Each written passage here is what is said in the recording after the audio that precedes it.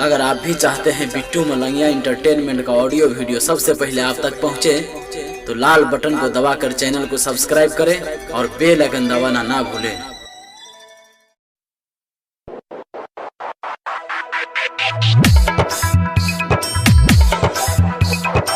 बोला बोला काशी विश्वनाथ बाबा की।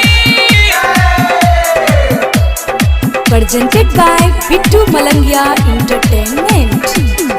आप सुन रहे हैं डीजे बोला बोला बाबा बैजनाथ की।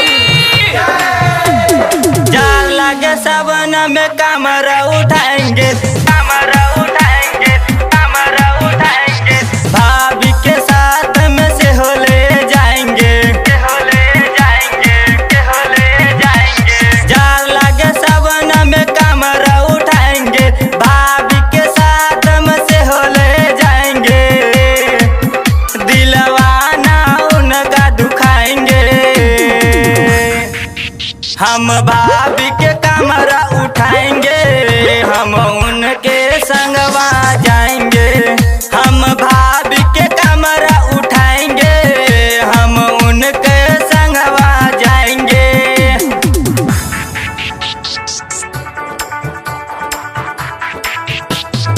DJ Bittu Malangiya, DJ Bittu Malangiya, Madhubani Madhubani.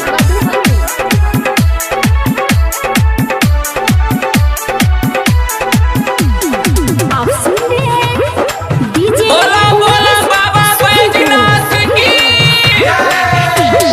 गाना सुनाई के लगवा बैठाएंगे, भाभी के दर्शन से हो कराएंगे, भाभी के दर्शन से हो कराएंगे। गाना सुनाई के लगे बैठाएंगे, भाभी के दर्शन से हो कराएंगे। गरम गरम चीलम में आग धराएंगे, भोले बाबा के गाजा पिलाएंगे। दिलवाना उनका दुखाएंगे, हम भाभी के कमरा उठाएंगे। दिलवाना उनका दुखाएंगे, हम भाभी के संगवा जाएंगे। दिलवाना उनका दुखाएंगे। DJ Bittu Malangiya, DJ Bittu Malangiya, Madhubani Madhubani.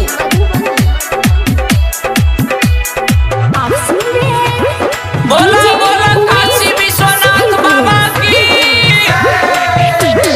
सावन में रोज रोज पूजा कराएंगे, सुन सवरिया के साथ में ले जाएंगे, सुन सवरिया के साथ में ले जाएंगे। सावन में रोज रोज पूजा कराएंगे, सुन सवरिया के साथ ले जाएंगे।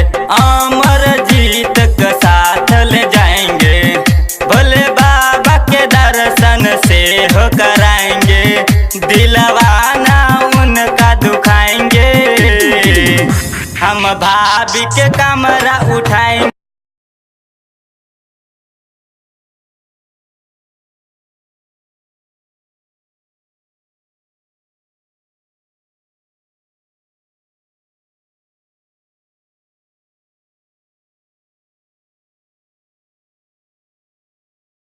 presented by Bittu Malangiya entertainment.